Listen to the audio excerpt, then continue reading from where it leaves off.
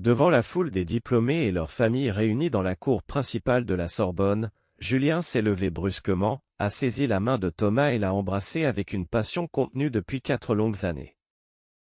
Ce geste simple, un baiser public entre deux hommes, a figé l'assistance dans un silence absolu avant que des murmures incrédules ne s'élèvent. Ses parents, venus spécialement de Normandie pour célébrer sa remise de diplôme en histoire, étaient assis au premier rang, le visage de son père devint blême tandis que sa mère portait une main tremblante à sa bouche. Julien sentit son cœur battre à tout rompre, mais pour la première fois, il n'avait plus peur. Ce baiser, après tant de mensonges et de silence, venait de tout changer.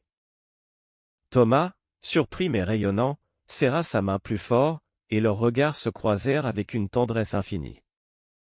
Autour d'eux, quelques amis proches applaudirent timidement, tandis que d'autres étudiants échangeaient des coups d'œil stupéfaits.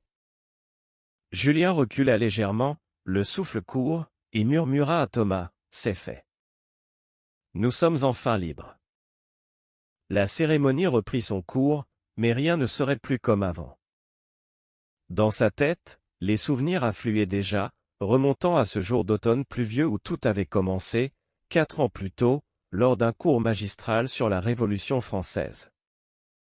Julien, alors timide étudiant de première année originaire d'un petit village normand, s'était assis au fond de l'amphithéâtre, cherchant à se fondre dans la masse. Thomas, plus assuré, avec ses cheveux clairs et son sourire facile, s'était installé juste à côté de lui par hasard. Ils avaient échangé un simple « bonjour » qui avait duré plus longtemps que prévu. Après le cours, ils avaient marché ensemble sous la pluie fine de Paris, parlant de tout et de rien, de leur passion pour l'art et l'histoire. Julien avait senti quelque chose s'éveiller en lui, une chaleur inconnue qu'il n'avait jamais osé nommer auparavant. Le soir même, dans sa petite chambre d'étudiant, il avait repensé à ce regard bleu de Thomas et s'était promis de ne rien précipiter. Les semaines suivantes, il s'était revu discrètement dans des cafés éloignés du campus, évitant les regards curieux. Julien cachait déjà son orientation à sa famille traditionnelle, son père, ouvrier agricole, répétait souvent que « les hommes doivent être des hommes ». Thomas, lui, venait d'une famille plus ouverte à Lyon, mais respectait le choix de Julien de garder le secret. Leur premier baiser avait eu lieu un soir d'hiver sur les quais de la Seine, sous les lumières scintillantes de Notre-Dame. Julien s'était senti vivant pour la première fois. Pourtant, dès le lendemain, la peur l'avait envahi, et si quelqu'un les avait vus? Et si ses parents l'apprenaient? Il avait insisté pour que leur relation reste invisible aux yeux du monde. Thomas avait accepté, par amour, même si cela lui pesait. Les années passèrent ainsi, entre moments volés dans des appartements prêtés et promenades nocturnes loin des regards. Julien excellait dans ses études pour compenser le vide intérieur, tandis que Thomas développait son talent en peinture, immortalisant leurs instants secrets sur des toiles qu'il cachait soigneusement. Des conflits intérieurs rongeaient Julien, chaque appel de sa mère lui rappelait le mensonge, chaque fête de famille où il inventait une petite amie fictive le faisait souffrir. Un jour, un ami commun avait failli les surprendre en train de se tenir la main au jardin du Luxembourg. Julien avait paniqué, repoussant Thomas brutalement et inventant une excuse maladroite. Ce soir-là, seul chez lui, il avait pleuré en silence, se demandant combien de temps il pourrait encore tenir. Thomas, patient, l'avait consolé par message codé, « Je t'aime, même dans l'ombre ». Mais l'ombre s'épaississait. La famille de Julien organisait déjà des rencontres avec des filles du village, et il se sentait piégé. Pourtant, au fond de lui, une voix grandissait, celle de la vérité. Aujourd'hui, à la Sorbonne, cette voix avait enfin parlé. Les parents de Julien restaient muets, figés sur leurs chaises. Sa mère finit par se lever lentement, les yeux brillants de larmes. « Julien mon fils, murmura-t-elle. » Le père, lui, détourna le regard vers le sol. Julien serra la main de Thomas plus fort, prêt à affronter les conséquences. Le coming out venait de commencer, et avec lui, une nouvelle vie. Le retour à l'appartement partagé avec 2 autres étudiants fut tendu. Julien et Thomas marchaient en silence dans les rues animées du quartier latin, leurs doigts entrelacés pour la première fois en plein jour. « Tu as vu le visage de ton père » demanda Thomas doucement.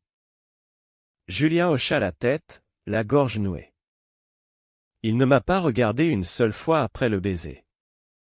Maman a pleuré, mais elle n'a rien dit. » Ils arrivèrent chez Julien, où les valises de ses parents attendaient encore dans le salon. La confrontation était inévitable.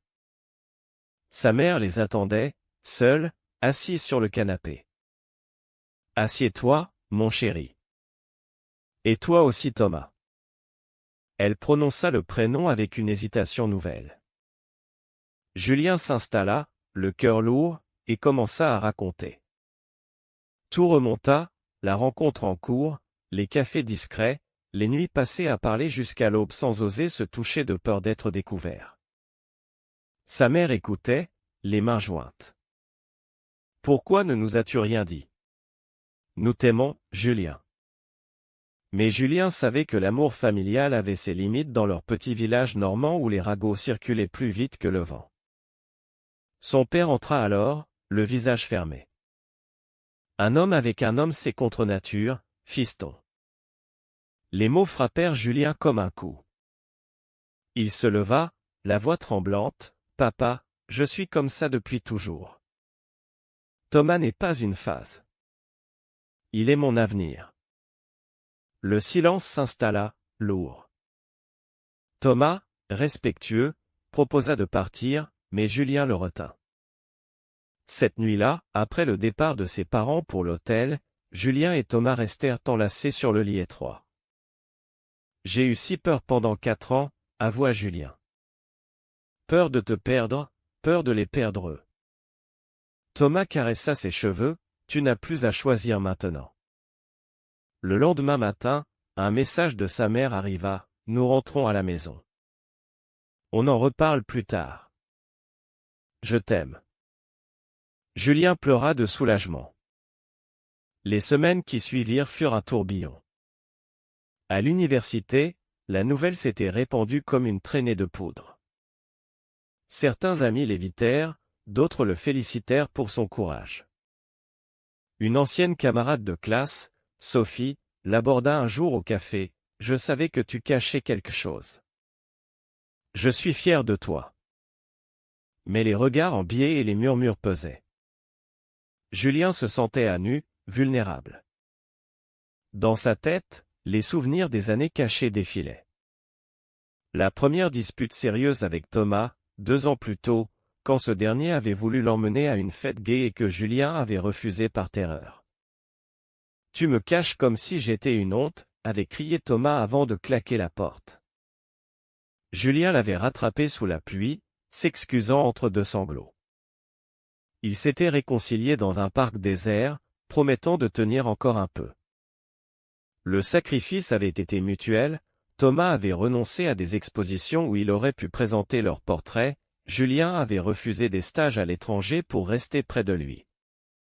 Un soir d'été, lors d'un voyage secret en Bretagne, ils avaient failli être découverts par un cousin de Julien. Ils s'étaient enfuis en riant nerveusement, main dans la main sur la plage au coucher du soleil. Ces moments de joie volée avaient maintenu leur amour vivant. Aujourd'hui, avec la vérité au grand jour, Julien découvrait une légèreté nouvelle. Il marchait dans Paris en tenant ouvertement la main de Thomas, souriant aux inconnus qui les regardaient. Pourtant, la crise familiale couvait. Son père appelait moins souvent, et les conversations tournaient court. Julien sentait le poids de la déception paternelle. « Est-ce que je vais perdre ma famille pour avoir enfin été moi-même » se demandait-il la nuit. Thomas le rassurait, l'amour vrai finit par ouvrir les cœurs. Un week-end, ils décidèrent de descendre en Normandie pour affronter les choses. La maison familiale, avec son jardin fleuri et ses souvenirs d'enfance, semblait soudain hostile. Le père de Julien les accueillit froidement, mais sa mère avait préparé un repas spécial. Autour de la table, les tensions explosèrent quand le père lança « Et tes enfants, Julien ? Qui va continuer la lignée? Julien répondit calmement, « Papa, mon bonheur n'est pas dans une lignée. Il est avec Thomas. » Le repas se termina dans un silence pesant, mais sa mère serra Thomas dans ses bras avant leur départ. Ce geste infime fut une première victoire. De retour à Paris, Julien se sentait plus fort. Les examens terminés, ils passèrent l'été à explorer la ville main dans la main, visitant des musées où Thomas expliquait les œuvres avec passion. Leur amour, autrefois caché, s'épanouissait au soleil. Pourtant, une ombre planait encore, un ancien ami de Julien, Marc, avait trahi leur secret en envoyant une photo ancienne à la famille. La colère de Julien fut immense, mais Thomas l'apaisa, la trahison révèle les vrais amis. Ensemble, ils apprenaient à pardonner et à avancer. L'automne arriva, et avec lui une nouvelle étape pour Julien, un poste d'assistant d'histoire dans un lycée parisien. Thomas, lui, exposait enfin ses toiles dans une petite galerie du Marais. Leur vie commune prenait forme, libre et authentique. Pourtant, les cicatrices des années de secret ne s'effaçaient pas si facilement. Julien se réveillait parfois en sueur, rêvant qu'il devait encore mentir à ses parents. Thomas, sensible à ses angoisses, organisait des soirées calmes où il parlait longuement. « Tu as sacrifié 4 ans de ta jeunesse pour eux, » disait-il. « Maintenant, vis pour toi. » Un soir, lors d'un dîner avec des amis gays du quartier, Julien raconta son histoire. Un des convives, un jeune homme nommé Lucas, partagea son propre coming-out douloureux, rejet total par sa famille. « J'ai perdu mes parents, mais gagné ma liberté, » confia-t-il. Julien frissonna, il ne voulait pas perdre les siens. Le lendemain, il appela sa mère. La conversation fut hésitante au début, puis plus chaude. Elle avoua avoir parlé avec le curé du village, qui l'avait encouragé à l'acceptation. « Ton père est têtu, mais il t'aime. Donne-lui du temps. » Encouragé, Julien proposa une nouvelle visite pour Noël. Thomas accepta, même s'il appréhendait. Les semaines précédant les fêtes furent chargées d'émotions. Julien relut ses anciens journaux intimes, ceux où il décrivait sa peur constante d'être découvert. Une entrée datant de leur 2e année le frappa. « Aujourd'hui, Thomas m'a dit qu'il voulait crier notre amour au monde. J'ai refusé. Je me déteste pour ça. » Il montra le passage à Thomas, qui sourit tristement. « Nous étions jeunes et effrayés. Aujourd'hui, nous sommes forts. » La veille de Noël, ils prirent le train pour la Normandie. La maison était décorée de guirlandes, mais l'atmosphère restait lourde. Le père de Julien salua Thomas d'un signe de tête sec. Le repas fut tendu jusqu'à ce que la mère sorte un cadeau inattendu, une peinture de Thomas représentant la famille entière, incluant symboliquement Thomas aux côtés de Julien. Le père grommela mais ne refusa pas le geste. Après le dîner, Julien et son père marchèrent dans le jardin gelé. « J'ai toujours voulu que tu sois heureux, fils. Mais ça c'est dur à avaler. » Julien répondit, « Papa, je suis heureux. Pour la première fois depuis des années. » Son père ne répondit pas tout de suite, mais posa une main lourde sur son épaule. Ce contact silencieux valait tous les discours. Le séjour se termina sur une note d'espoir fragile. De retour à Paris, Julien sentit un poids immense quitter ses épaules. Leur relation s'approfondissait, ils parlaient mariage civil, projet d'avenir. Thomas peignait désormais des toiles inspirées de leur histoire, exposées publiquement. Un jour, un journaliste local contacta Julien pour un article sur le coming-out tardif. Il accepta, voyant là une façon de transformer sa douleur en lumière pour d'autres. L'article parut, et des messages affluèrent de jeunes gays isolés en province. Julien répondait à chacun, partageant son parcours. Pourtant, une nouvelle épreuve arriva. Marc, l'ami traître, réapparut, demandant pardon. Julien hésita longtemps avant de le rencontrer dans un café. « J'avais peur pour toi, » expliqua Marc. « Je pensais bien faire. » La colère de Julien s'évanouit face à la sincérité. Ils se réconcilièrent, et Marc devint un allié inattendu.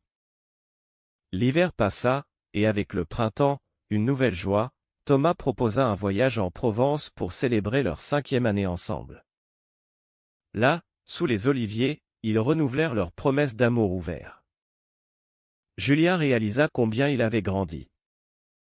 L'ancien garçon timide était devenu un homme assumé, capable d'affronter le monde. Mais la société n'était pas toujours tendre. Lors d'une promenade main dans la main à Marseille, ils essuyèrent des regards hostiles et un commentaire blessant d'un passant. Julien serra les dents, mais Thomas répondit calmement, « L'ignorance n'efface pas notre vérité. » Ce soir-là, dans leur chambre d'hôtel, ils parlèrent des luttes futures. Julien comprit que le coming out n'était pas une fin, mais un début constant. L'été suivant apporta son lot de changements. Julien obtint un poste permanent au lycée, et Thomas vendit sa première grande toile à une galerie renommée. Leur appartement du Marais devint un havre de paix où amis et famille venaient maintenant librement. Pourtant, une crise inattendue éclata. Le père de Julien tomba gravement malade, une crise cardiaque le cloua à l'hôpital. Julien et Thomas prirent le premier train pour la Normandie. À l'hôpital, le père, pâle et faible, murmura, « Je regrette mes mots durs, fils. Voir Thomas à tes côtés, ça m'a fait réfléchir. » Ce moment de vulnérabilité rapprocha tout le monde. Thomas resta aux côtés de Julien jour et nuit, apportant du café et du soutien silencieux. La mère, épuisée, confia à Julien, « Sans toi et Thomas, je n'aurais pas tenu. » La guérison du père fut lente, mais elle scella une acceptation définitive. De retour à Paris, Julien organisa une grande fête pour célébrer la vie. Amis, collègues et même quelques cousins vinrent. Pour la première fois, Julien parla ouvertement de son parcours, les années de peur, les sacrifices, la libération. Thomas, ému, prit la parole, « Julien m'a appris que l'amour mérite d'être vécu au grand jour. » Les applaudissements furent chaleureux. Mais la vie réservait encore des surprises. Une ancienne petite amie fictive que Julien avait inventée des années plus tôt réapparut sur les réseaux sociaux, créant un malentendu. Des rumeurs circulèrent au lycée, il était hétéro avant. Julien affronta les élèves avec honnêteté lors d'un cours sur l'identité, l'amour n'a pas de date d'expiration ni de genre. J'ai caché qui j'étais par peur. Ne faites pas la même erreur.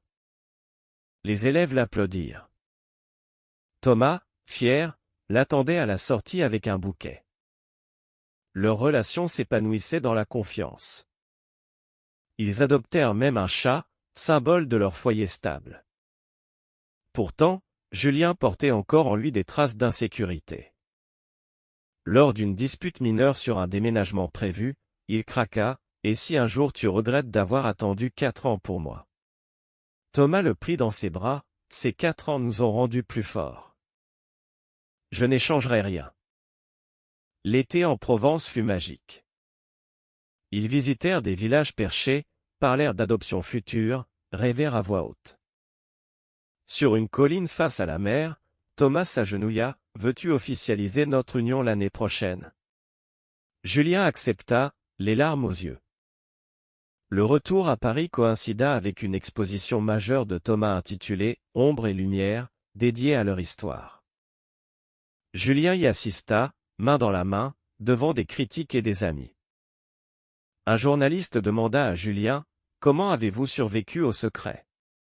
Il répondit simplement, « Par amour, et avec l'espoir que la vérité libère. » La soirée fut un triomphe. Mais une ombre persistait, le village natal organisait une fête où Julien était invité avec sa compagne. Il refusa poliment, expliquant la vérité dans une lettre ouverte. La réponse de sa mère fut chaleureuse, « Viens avec Thomas. » Le village s'habitue. Ce petit pas marqua une victoire collective. Julien comprit que le changement venait lentement, mais sûrement. Leur quotidien devint une routine heureuse, petit déjeuner partagé, balade au Luxembourg, soirée cinéma. Julien écrivait désormais un journal public sur son blog, aidant d'autres jeunes en lutte. Thomas illustrait les articles. Leur partenariat créatif et amoureux était complet. Pourtant, une dernière épreuve les attendait, le mariage civil approchait, et la famille entière devait être présente. Les préparatifs du mariage civil occupèrent tout l'automne. Julien et Thomas choisirent une petite salle à Paris, intime et lumineuse. La mère de Julien s'investit pleinement, aidant à choisir les fleurs et les menus. Le père, encore convalescent, promit d'être là. « Je ne raterai pas ça pour tout l'or du monde », dit-il un soir au téléphone. Julien sentit son cœur s'emplir de gratitude. Pourtant, une tension subsistait avec certains oncles conservateurs qui hésitaient à venir. Thomas, toujours optimiste, suggéra d'envoyer des invitations personnelles. « Montrons-leur qui nous sommes vraiment. » Julien accepta, même si l'angoisse revenait par vagues. Un soir, en relisant de vieux messages codés de leurs années cachées, il pleura en silence. Thomas le rejoignit, « Ces messages sont notre histoire. Ils nous ont sauvés. » Ils décidèrent d'en lire quelques-uns lors de la cérémonie, comme témoignage. La veille du grand jour, la famille arriva au complet. Le dîner de répétition fut émouvant, le père porta un toast maladroit mais sincère, à mon fils et à l'homme qui le rend heureux. Des larmes coulèrent. Le jour J arriva, radieux. Dans la salle décorée de blanc et de bleu, Julien attendait Thomas au bout de l'allée. Quand il le vit avancer, souriant, en costume clair, son cœur explosa de joie. Les vœux furent simples et profonds, Julien parla des 4 années d'ombre et de la lumière retrouvée. Thomas évoqua la patience et l'amour inconditionnel. Les alliances échangées, les applaudissements éclatèrent. Même les oncles réticents souriaient. La fête se prolongea tard dans la nuit, avec danse et rire. Pour la première fois, Julien dansa ouvertement avec Thomas devant tous. Au petit matin, seuls sur le balcon, ils contemplèrent Paris endormi. « Notre jeunesse est enfin complète », murmura Julien. Thomas acquiesça. Les mois suivants furent un bonheur tranquille. Ils déménagèrent dans un appartement plus grand, près du canal Saint-Martin. Julien continua d'enseigner avec passion, intégrant des thèmes d'inclusion dans ses cours. Thomas exposait à l'international. Un voyage à Lyon réunit les deux familles, la mère de Thomas embrassa Julien comme son propre fils. Pourtant, Julien n'oubliait pas ceux qui luttaient encore. Il participa à des associations LGBT, partageant son témoignage lors de conférences. Chaque jeune qu'il aidait lui rappelait son ancien moi. Un jour, un adolescent normand lui écrivit « Grâce à vous, j'ai parlé à mes parents. » Julien répondit longuement, les larmes aux yeux. Thomas, fier, peignit un portrait d'eux deux pour leur anniversaire. La toile trônait désormais dans leur salon. L'hiver suivant, lors d'une promenade enneigée au jardin des Tuileries, Julien réalisa combien le chemin parcouru était immense. De la peur constante à cette liberté sereine, tout avait valu la peine. Thomas serra sa main, « Merci d'avoir choisi la vérité. » Les années passèrent, et leur vie s'enrichit de nouvelles aventures. Ils adoptèrent un enfant, une petite fille nommée Émilie, dont le rire remplit leur foyer de lumière. Julien et Thomas devinrent parents avec la même patience qui avait forgé leur amour. La famille normande venait souvent à Paris, le grand-père portant fièrement Émilie sur ses épaules. « J'ai eu tort pendant longtemps », avouait-il parfois à Julien. « Mais vous m'avez appris. » La société évoluait elle aussi, Paris célébrait désormais ouvertement les couples comme le leur. Julien publia un livre sur son parcours, intitulé « L'ombre et la lumière », qui toucha des milliers de lecteurs. Thomas illustra chaque chapitre avec des aquarelles tendres. Lors des dédicaces, des couples venaient les remercier. Un soir, à la fin d'une conférence, un jeune homme demanda « Comment avez-vous su que c'était le bon moment pour tout révéler ?» Julien répondit « Quand l'amour est devenu plus fort que la peur. » De retour chez eux, avec Émilie endormie, Julien et Thomas s'assirent sur le canapé, main dans la main. Ils regardèrent les photos anciennes, celles des années cachées, floues et prudentes, et celles d'aujourd'hui, lumineuses et libres. 4 ans d'ombre pour une vie entière de lumière, dit Thomas. Julien sourit, notre jeunesse est devenue éternelle. Ils s'embrassèrent doucement, comme ce jour à la Sorbonne, mais sans plus aucune crainte. La vie continuait, avec ses joies et ses défis, mais désormais authentiques. Julien enseignait toujours, transmettant à ses élèves non seulement l'histoire de France, mais aussi celle du courage personnel. Thomas exposait dans le monde entier, emmenant parfois toute la famille. Émilie grandissait en sachant que l'amour n'a pas de règles, seulement de la vérité. Un dernier voyage les ramena en Normandie pour l'anniversaire du grand-père. Toute la famille réunie, Julien porta un toast à ceux qui osent aimer au grand jour. Les verres tintèrent, et les rires fusèrent. En rentrant à Paris, dans le train, Julien posa sa tête sur l'épaule de Thomas. « Merci d'avoir attendu. » Thomas caressa ses cheveux, « Merci d'avoir enfin parlé. » Leur histoire, née dans le secret, s'épanouissait désormais sous les projecteurs de la vie vraie. Et au fond de lui, Julien savait que ce baiser public, ce jour fatidique à la Sorbonne, avait tout déclenché. La jeunesse n'était pas perdue, elle était simplement devenue complète. Pensez-vous qu'il est juste de cacher son amour pendant des années pour protéger sa famille? Vrai ou faux?